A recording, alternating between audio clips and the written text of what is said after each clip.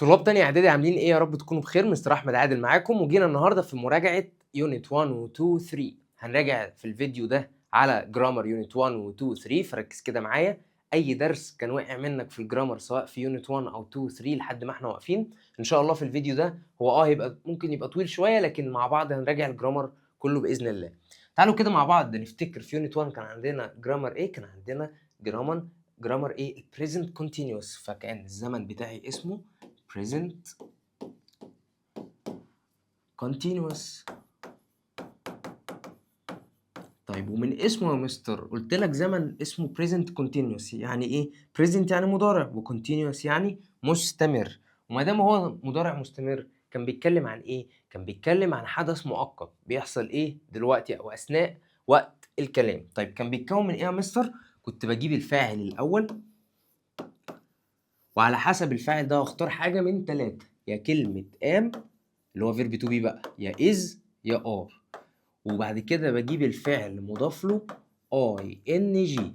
يبقى كان البريزنت كونتينوس عندي في يونت 1 كان بيتكون من ايه؟ كان بيتكون من الفاعل، وبعد كده اختار يا ام يا از يا ار، وبعد كده الفعل في الاي ان جي. لو كان الفاعل اي كنت هختار معاه ام.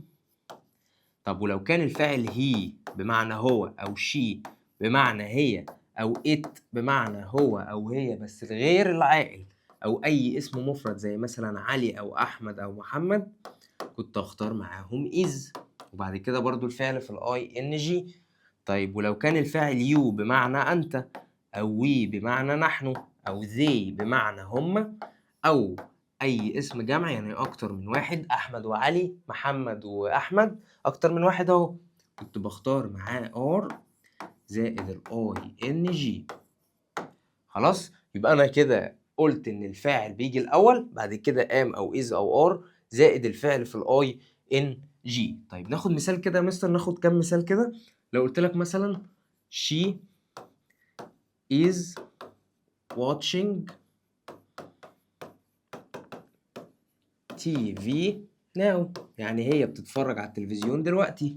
جبت شي في الاول بمعنى هي، وبعد كده اخترت معاها ام ولا از ولا ار يا مستر؟ اخترت معاها از. ليه؟ علشان هي وشي وات واي اسم مفرد بياخدوا از. طب وهل قلت واتش ولا واتشنج؟ لا، جبت واتش بمعنى يتفرج او يشاهد، وضفت للفعل ده اي ان جي. وفي كلمه بتدل عليها اسمها ناو. ناو يعني الان، بتدل على زمن ايه؟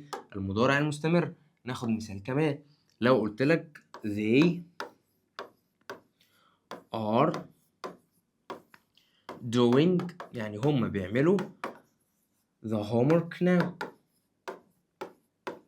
يعني هم بيعملوا الواجب ايه دلوقتي. خلاص، يبقى انا كده تكوين الزمن عندي الفاعل am او is او are زائد التصريف رقم 3. طيب لو عايز انفيه، يعني عايز اقول مش بيعملوا الواجب دلوقتي، مش بيتفرجوا على التلفزيون دلوقتي، يعني كل الامثله اللي انا قلتها لك فوق دي لو عايز انفيها عادي خالص، زي ما انت بتجيب الفاعل زائد كلمة am أو is أو are، ده اللي هو الفعل المساعد اللي هو verb to be، زائد ing. ده التكوين العادي كان فوق خالص، بس بين الام والاز والار والاي ان جي هضيف حاجة صغيرة هنا اسمها ايه بقى؟ اسمها not. فبدل ما تقول I am playing football يعني أنا بلعب كورة دلوقتي، تقول ايه؟ I am not playing football now، يعني أنا مش بلعب كورة دلوقتي. أقول لك they aren't reading the book now، يعني هما مش بيقرأوا الكتاب دلوقتي. بص كده الأمثلة. لو قلت لك ايه مثلا؟ المثال اللي فوق مثلا they are doing the homework now، لو جيت عايز انفيه اقول لك they are not، ممكن اكتبها كده وممكن اكتبها كده aren't، الاتنين صح. aren't ايه بقى؟ doing the homework now، يعني هما مش بيعملوا الهومورك ايه دلوقتي. طب ده اثبات ولا نفي؟ لا ده كده نفي. انا كده عرفت ازاي بنفي. يبقى زمن المضارع المستمر تكوينه الفاعل ام او از او ار زائد الاي ان جي. لكن لو عايز انفي بجيب الفاعل وام واز وار زائد كلمه نوت زائد الاي ان جي. تمام كده. طب لو عايز اعمل سؤال بقى question، يعني اقول لك هو انت بتلعب كوره دلوقتي؟ طب هل هو بيقرأ الكتاب دلوقتي؟ اعمل ايه؟ قال لك في السؤال يا مستر بتعمل حاجه اسمها مقص. يعني ايه مقص يا مستر؟ يعني بدل هي از تبقى از هي. في التكوين فوق انا قلت لك فاعل am is are ing. اعكس، بدل ما تجيب الفعل الاول بعديه am is are، حط am is are الاول والفاعل رقم 2. اقول لك ابدا بام او is او are زائد الفاعل. طب امتى ابدا بام؟ لو كان الفاعل اي. امتى ابدا بيز؟ لو كان الفعل هي او شي او ات او اي اسم مفرد. امتى ابدا بار؟ لو الفاعل يو او وي او ذي، زائد الاي ان جي. واحط ايه في الاخر؟ علامه استفهام. بص كده، لو قلت لك هو انت بتقرا الكتاب دلوقتي، اقول لك ايه؟ are you reading the book right now؟ هو انت بتقرا الكتاب دلوقتي؟ فده سؤال اهو. جبت ار في الاول، بعد كده الفاعل يو، وبعد كده الفعل في الاي ان جي. خلاص تمام. يبقى انا كده عرفت الاثبات والنفي والايه والسؤال. نيجي بقى للاستخدام. انا بستخدم الزمن ده في ايه يا مستر؟ قال لك اول حاجه بستخدمه في ايه؟ بستخدمه في زي ما قلت لك في اول الفيديو، حدث مؤقت بيحصل دلوقتي او اثناء الكلام. يعني ايه يا مستر؟ لو قلت لك مثلا ده المستر بيشرح الدرس دلوقتي، اقول لك ايه؟ the teacher. ياخد ام ولا از ولا ار يا مستر؟ teacher مدرس واحد، يبقى ياخد is. explaining the lesson now، يعني هو بيشرح الدرس دلوقتي. خلاص. طب ايه هو تاني استخدام يا مستر؟ قال لك في الترتيبات. يعني ايه في الترتيبات؟ بنت مثلا اسمها مريم، فبقول لها ايه يا مريم انت مسافره؟ فتقول لي لا يا مستر ده انا مسافره الاسبوع الجاي رايحه اسكندريه. اقول لها ايه ده انت رايحه اسكندريه؟ انت كدابه، انت بتكدبي. تقول لي لا بص يا مستر ده انا مجهزه كل حاجه، التيكت معايا اهي، تذكره القطر معايا اهي. يبقى هل كده هي بتقول اي كلام ولا هي مرتبه كل حاجه، كل حاجه جاهزه؟ لا كل حاجه جاهزه. هتلاقيه حتى جايب لك في السؤال يقول لك ايه؟ arranged. يعني ايه arranged؟ يعني كل حاجه متجهزه. تعالى ناخد مثال. اقول لك ايه مثلا؟ he is traveling to أسوان. هو هيسافر أسوان next week، الأسبوع الجاي. يقوم حاطط لك إيه؟ نقطة، ويقول لك إيه؟ every thing is arranged، يعني كل حاجة متجهزة. أو يقول لك إيه مثلا؟ he has got the tickets، يعني هو معاه التيكتس. يعني إيه؟ عامل كل حاجة. يبقى كده هو مجهز كل حاجة، مرتب كل حاجة. يبقى استخدمت إيه؟ am is are ing. زمن المضارع المستمر بيستخدم في الترتيبات المستقبلية اللي بتكون حاجة كل حاجة مترتبة فيها. خلاص كده وجاهزة إنها إيه؟ جاهزة إنها تحصل. طيب هل في استخدام تالت يا مستر؟ في استخدام تالت. هو بيقول لك إيه؟ للشكوى. ودي بستخدم معاها كلمة always بمعنى دائما. طيب التكوين بيكون عامل إزاي بقى يا مستر؟ بجيب الفاعل في الأول، وبعد كده am أو is أو are، وبعد كده كلمة always عادي خالص، وبعد كده ing. ده بيدل على ايه يا مستر؟ الشكوى. تعالى ناخد كده مثال. انا دلوقتي مصدع، فاقول لك ده البيبي كل شويه يقعد يعيط، ده انا مصدع. اقول لك ايه مثلا؟ the baby is always crying. دي بيسموها حالة الشكوى او الضجر. يعني ايه ضجر؟ يعني حاجة مضايقاني بشتكي منها. جبت ذا بيبي في الاول، وذا بيبي ده مفرد ممكن اشيله واحط مثلا ايه؟ هي او شي. وبعد كده حطيت از، وبعد كده كلمة always بمعنى دائما، وبعد كده الاي ان جي. طيب تمام كده يا مستر؟ تمام. انا كده عرفت الايه؟ عرفت الاستخدامات.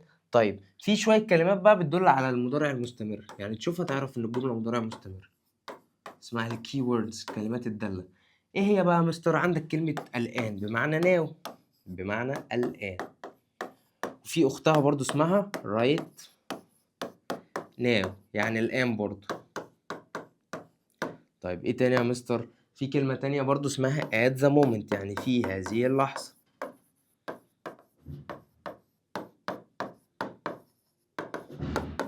يعني ايه في هذه اللحظة؟ يعني الحاجة بتحصل في اللحظة اللي انا بكلمك فيها دي. طيب خلي بالك بقى من الكلمات دي. في كلمة لوك، يعني ايه لوك؟ اقول لك بص كده، ده في عربية جاية، ده مش عارف، بص كده ده بيتخانقوا. فحاجة بتحصل، حاجة مستمرة اثناء الكلام. في كلمة تانية برضو اسمها listen. يعني ايه listen؟ يعني اسمع. اقول لك listen the girl is singing. بص اسمع كده، ده البنت بتغني. خلاص.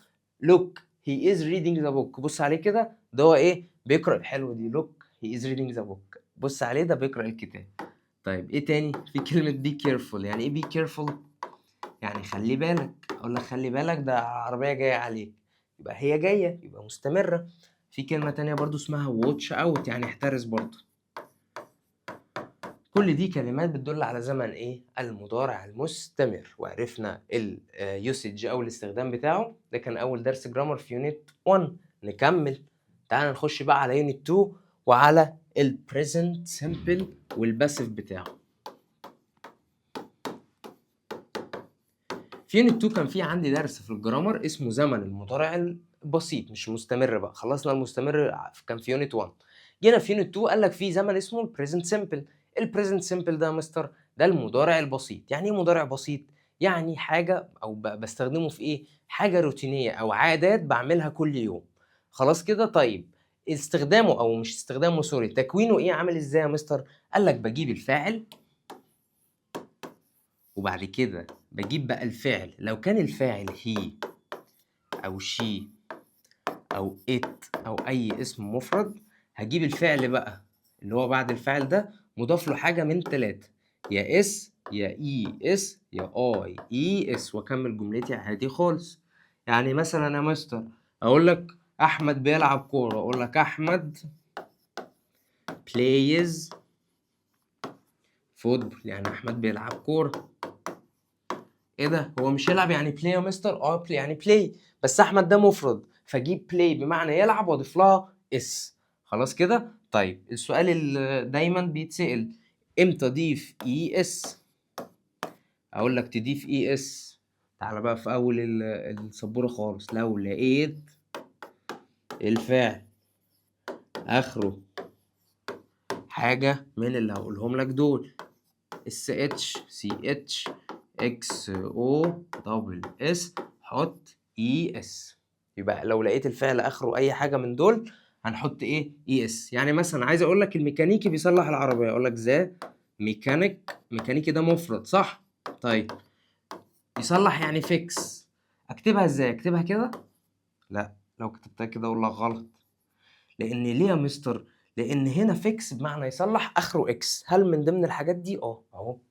يبقى هضيف اس ولا اي اس؟ هضيف اي اس.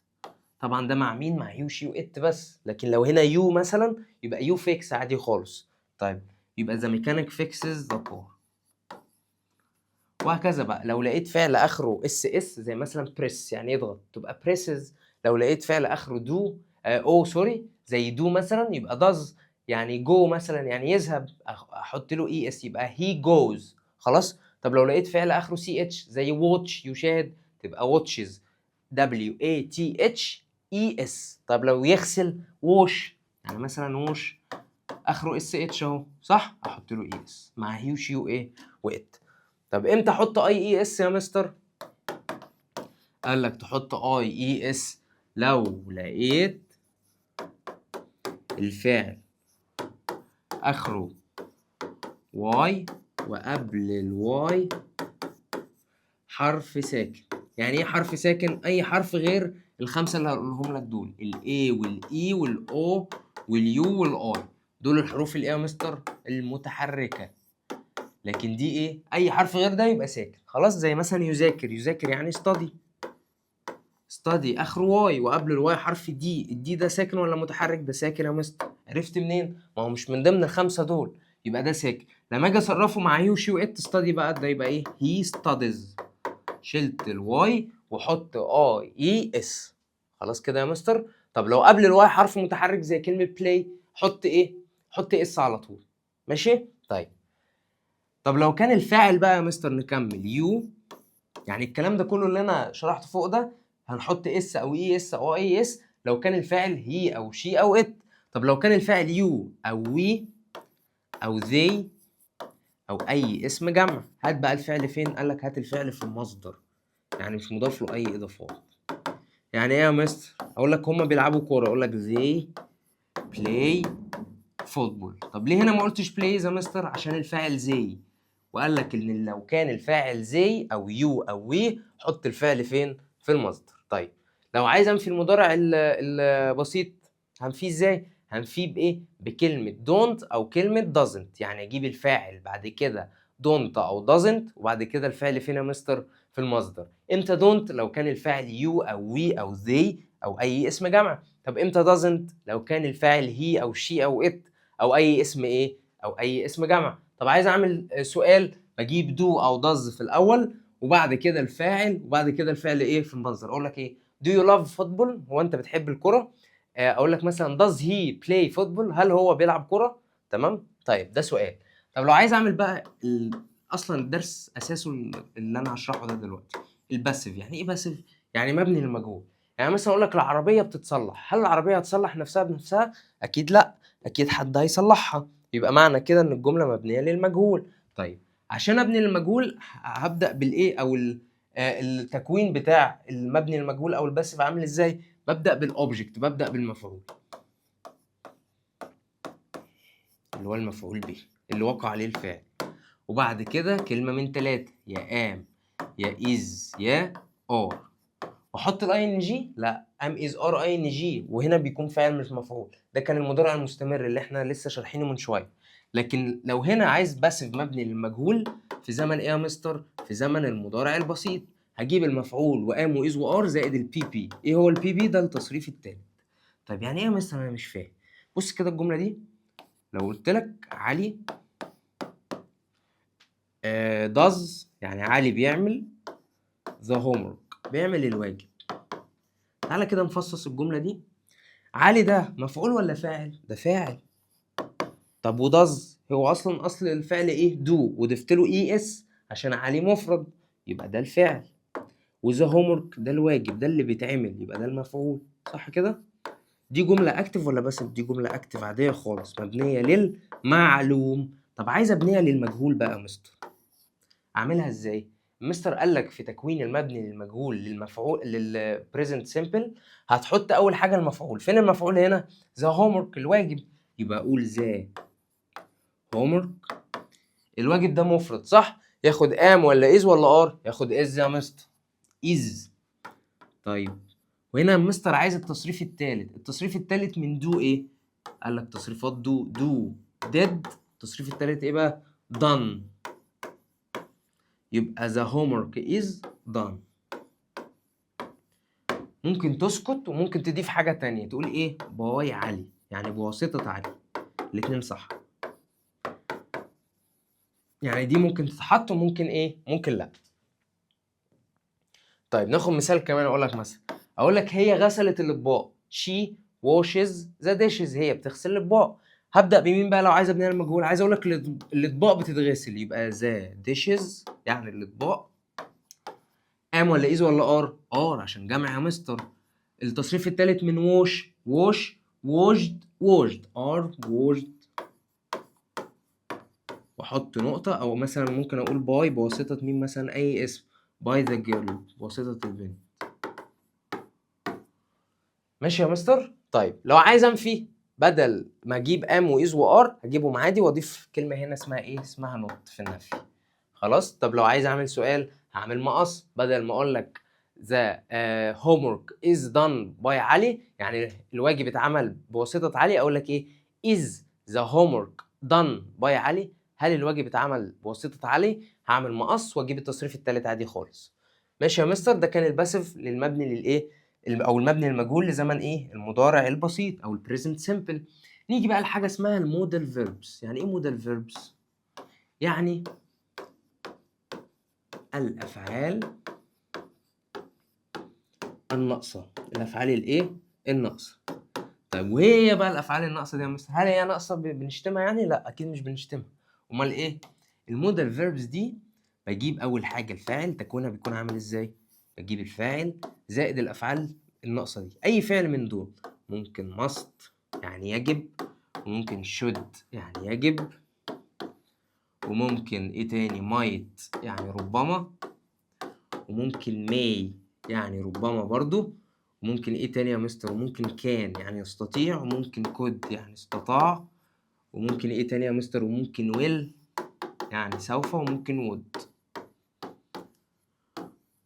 كل دول يا مستر لو جه الفاعل في الاول بجيب بعدهم الفعل فين؟ الانفينيتيف في المصدر. يعني مثلا انا بنصح واحد من الطلاب اللي بيتفرج عليا دلوقتي، اقول له ايه؟ انت هيجب عليك ان انت تذاكر. اقول له ايه؟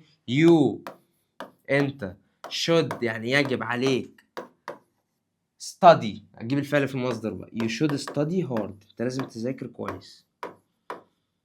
جملة عادية خالص اهي، جبت you بمعنى انت، وكلمة should مودال فيرب او فعل ناقص بمعنى يجب عليك، وجبت بعديه الفعل فين؟ جبت بعديه الفعل في المصدر عادي خالص، you should study. طب لو عايز بقى مثلا ايه؟ يعني مثلا هنا اقول لك الميكانيكي لازم ان هو يصلح العربية، يبقى the mechanic should repair او fix the car. جملة عادية خالص اهي. طب عايز بقى ابنيها للمجهول، يعني المودلز فيرب دي كلها عايز اجيبها في الباسيف، في المبني للمجهول. عايز اقول لك مثلا العربيه يجب ان هي تتصلح، ان هي تتصلح مش تصلح نفسها بنفسها. طيب بنبني المجهول بقى ازاي؟ بجيب اول حاجه ببدا، المستر قال لك بالايه؟ بالاوبجكت المفعول، وبعد كده موديل فيرب. اي موديل فيرب من دول بقى، يعني على حسب الجمله اللي عندك، ممكن تحط شود، ممكن تحط كود، ممكن تحط مايت او ماست او مي. وبعد كده قال لك بتحط كلمه اسمها بي، وبعد كده التصريف رقم 3. المثال اللي انا كنت بقوله لك من شويه ان العربيه لازم تتصلح، اقول لك ايه؟ the car should يجب عليها be، التصريف الثالث من fix ايه؟ fixed should be fixed by the mechanic. ممكن تحطها ممكن لا. يبقى لما يجي ابني للمجهول، مستر احمد قال لي حط اول حاجه المفعول الاوبجكت، وبعد كده حط المودال فيرب اللي هو الفعل الناقص، اي فعل ناقص على حسب الجمله اللي عندك، يعني اي واحد من ده ينفع. وممكن وبعد كده تحط بعده كلمه بي والتصريف رقم 3 اللي هو البي بي. خلاص كده يا مستر، يبقى انا كده خدت الباسيف بتاع المضارع البسيط والمضارع الايه، لا مش المضارع، الفعل الناقص، مضارع بسيط وفعل ايه؟ ناقص. يبقى الفعل الناقص لو جه في جمله اكتف او مبنيه للمعلوم بجيبه بعد الفاعل طبعا، وبعد كده بحط الفعل فين؟ في المصدر عادي خالص. لكن لو عايز ابنيه للمجهول في الباسيف، الباسيف ده مبني للمجهول، هبدا اول حاجه بالاوبجكت او المفعول، وبعد كده احط المودال فيرب اي واحد من دول على حسب الجمله اللي عندي، واجيب بعده بي والتصريف الكام؟ التصريف الثالث. هو هيجيب لك سؤال ازاي يا مستر؟ نفس المثال، يقول لك مثلا ذكر شود، ويحط لك نقط ويقول لك بين الاقواس شود فيكس،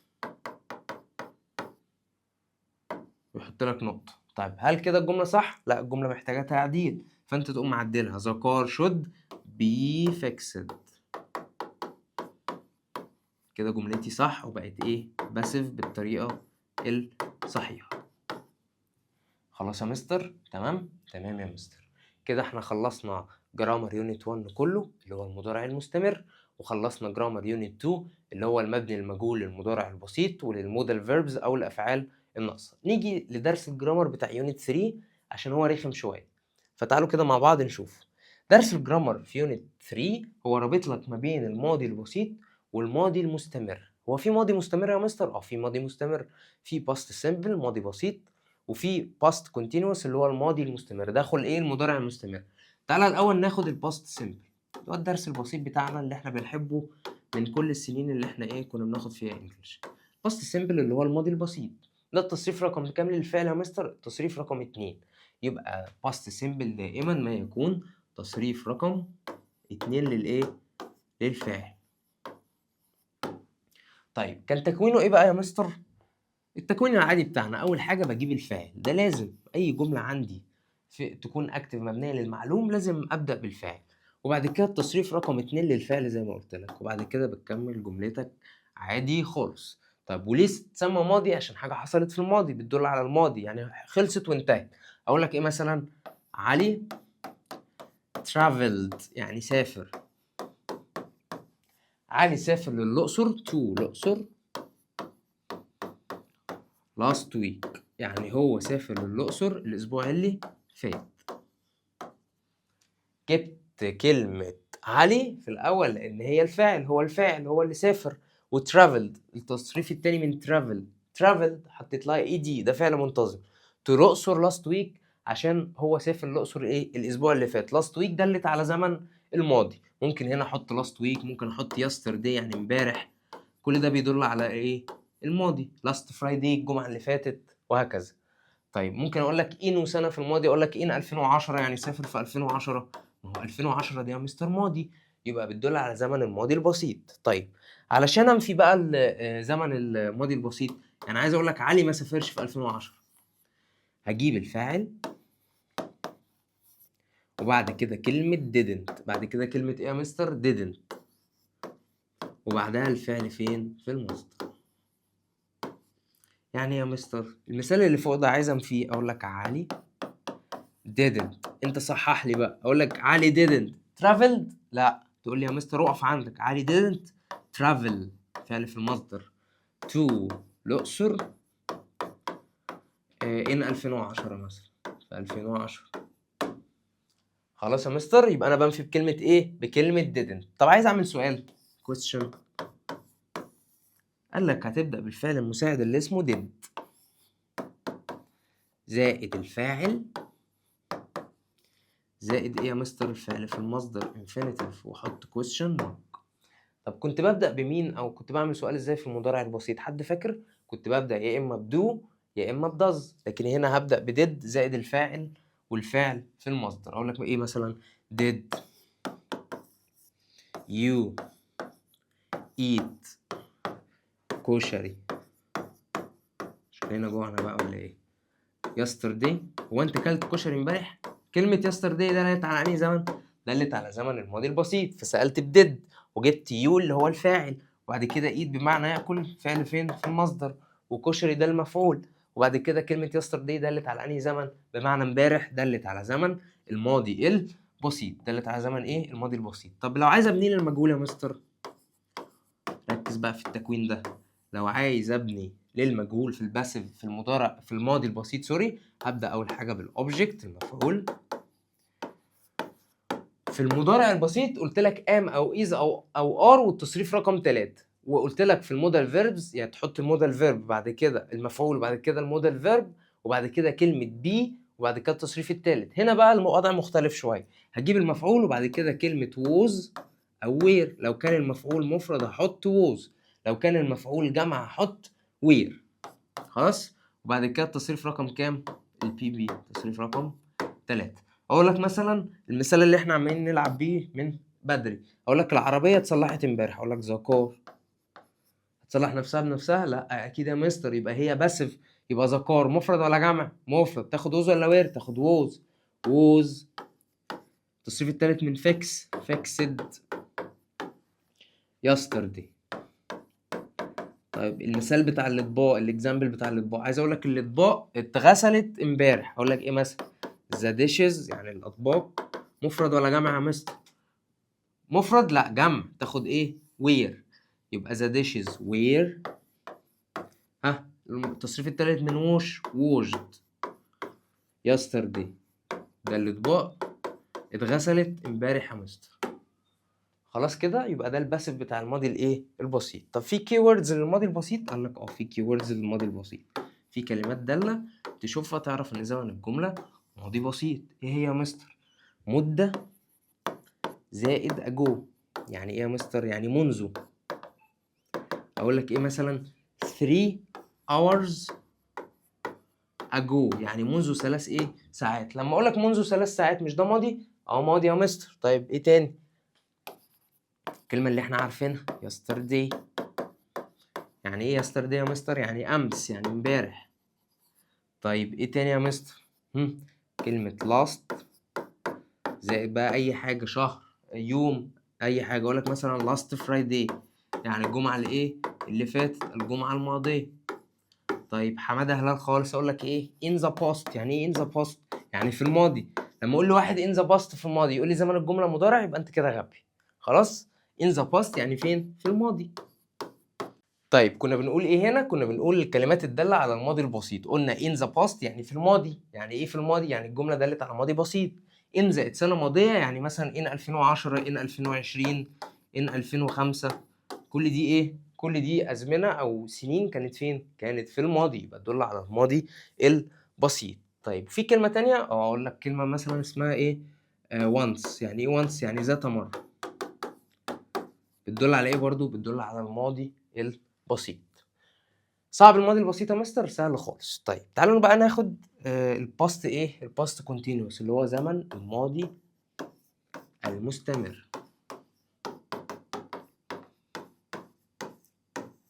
ولما اقول لك باست كونتينوس تقول لي يعني باست كونتينوس يعني ماضي مستمر. طيب يعني ايه ماضي مستمر؟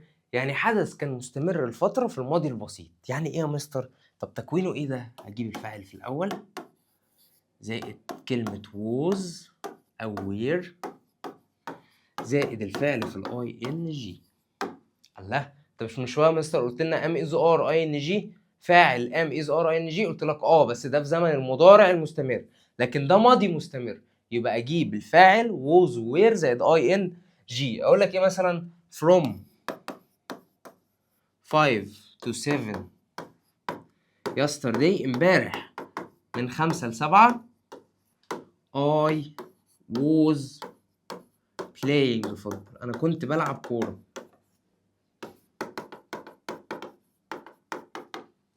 خلاص. طب امتى احط ووز وامتى احط وير يا مستر؟ تحط ووز لو كان الفاعل هي او شي او ات او اي اسم مفرد وهنا انضمت لهم اي، خلاص تقول اي ووز مش اي وير. تمام كده يا مستر؟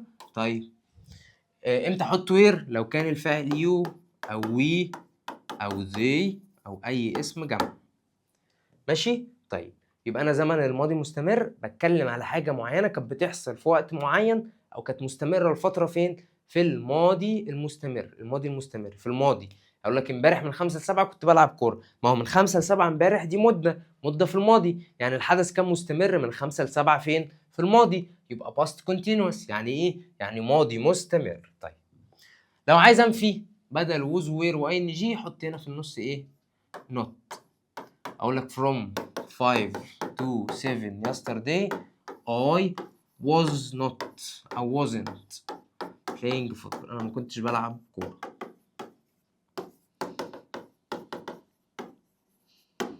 ماشي يا مستر؟ طيب طب لو عايز اعمل سؤال في الباسيف اعمل مقص، بدل I was playing football او he was playing football او you were playing football تبقى اعكس بقى، تبقى were you playing football او was he playing football. يبقى هجيب فين في الاول؟ لو عايز اعمل question هجيب was او where في الاول على حسب الفاعل طبعا، وبعد كده الفاعل، وبعد كده اي ان جي واحط question mark. اقول لك was he playing football yesterday from 5 to 7؟ هو امبارح من 5 ل 7 كان بيلعب كوره ولا لا؟ جبت مين في الاول؟ جبت was في الاول، وبعد كده he والفعل في الاي ان جي. طيب هنا بقى هنبدا بقى نرخم شويه. يعني ايه نرخم شويه؟ يعني ندخل لك الماضي البسيط والماضي المستمر مع بعض. يعني ايه يا مستر؟ يعني ايه؟ هقول لك يعني ايه. دلوقتي كان في حدث شغال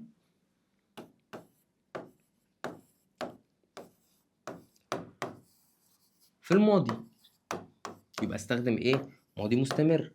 طيب عايز اقول لك ان كان في حدث تاني شغال في نفس الوقت،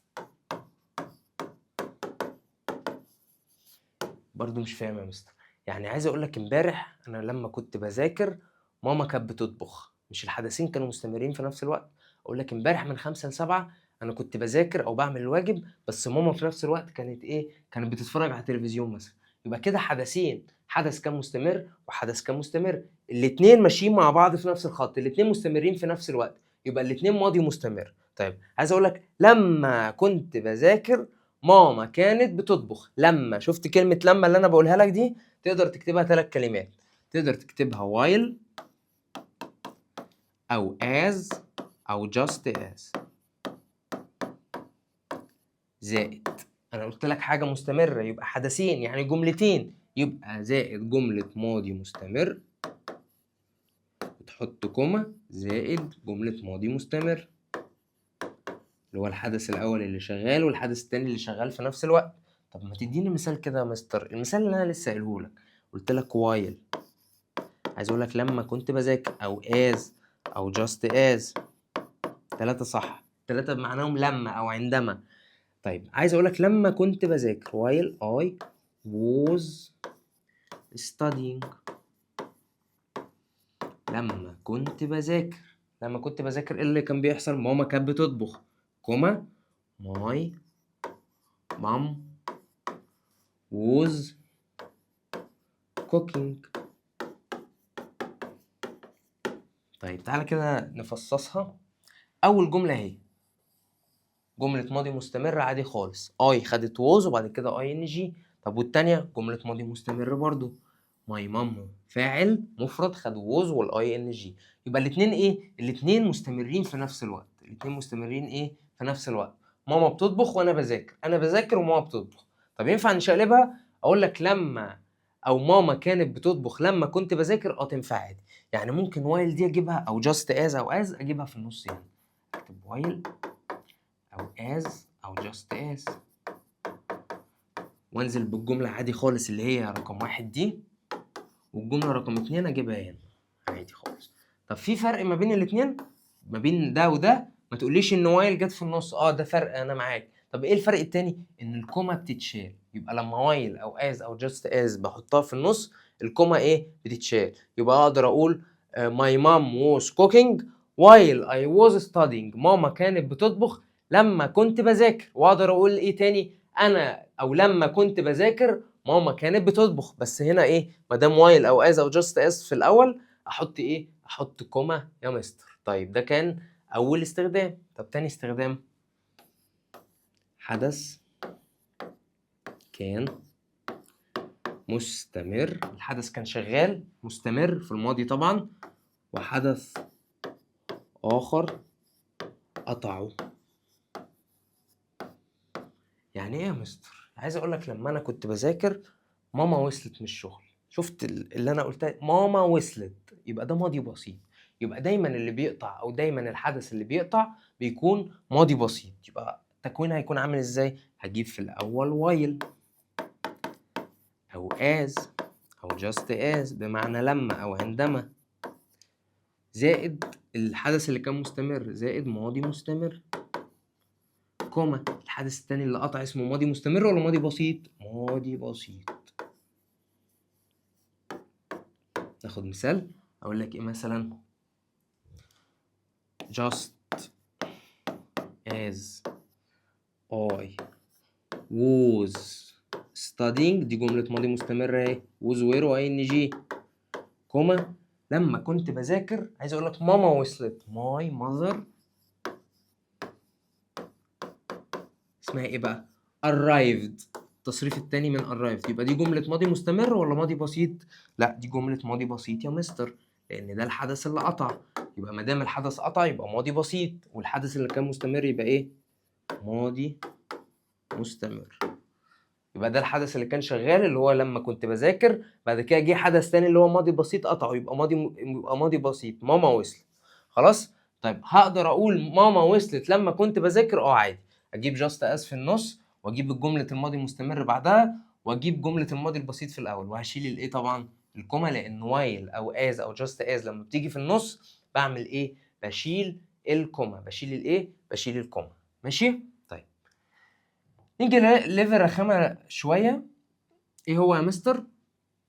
لو عايز بقى ابدا بجمله الماضي البسيط، يعني اجيب الماضي البسيط الاول او الحدث القطع الاول، وبعد كده جمله الماضي المستمر او الحدث اللي كان شغال. هجيب كلمه برضو بمعنى عندما او لما، اسمها وين. اسمها ايه؟ وين. وبيجي بعدها جمله ماضي بسيط، وبعد كده كوما جمله ماضي مستمر. يعني ايه يا مستر؟ يعني مثلا اقول لك ايه؟ اقول لك وين يعني لما ماما وصلت، my mother arrived، يعني لما ماما وصلت انا كنت بعمل ايه؟ I was studying، انا كنت بذاكر. جبت وين وبعد كده جملة الماضي البسيطة اهي، وبعد كده كوما وجملة الماضي الايه؟ المستمر. اقدر ازيح وين كده شوية اجيبها في النص واجيب بعدها جملة الماضي البسيط وقبلها جملة الماضي المستمر. خلاص؟ تمام.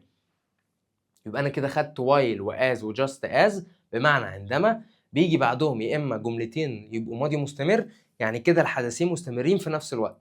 while I was studying my mother was cooking، احنا الاتنين كنا بنعمل الحاجتين في نفس الوقت. خلاص. طيب لو انا بذاكر وماما دخلت عليا مره واحده او وصلت، يبقى ده كده ماضي بسيط، يبقى ده حدث كان مستمر وجي حدث تاني قطعه، يبقى الحدث اللي بيقطع دايما بيكون ايه؟ بيكون ماضي بسيط.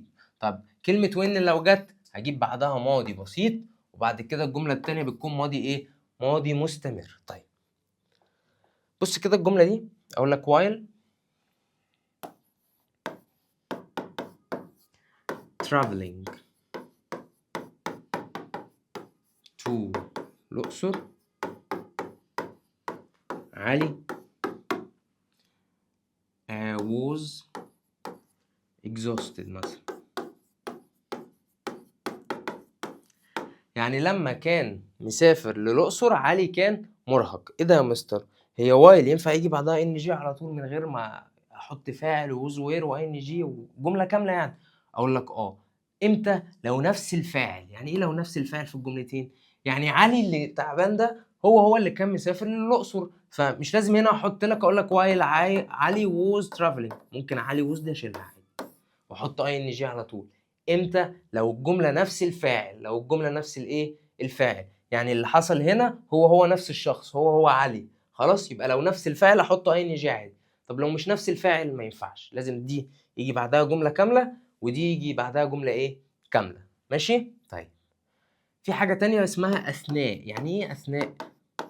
يعني during، وduring بيجي بعدها ايه يا مستر؟ اسم. during بيجي بعدها اسم. يعني ايه؟ نو. اقول لك during the exam، يعني اثناء الامتحان. the boy was cheating، الواد كان بيغش في الامتحان.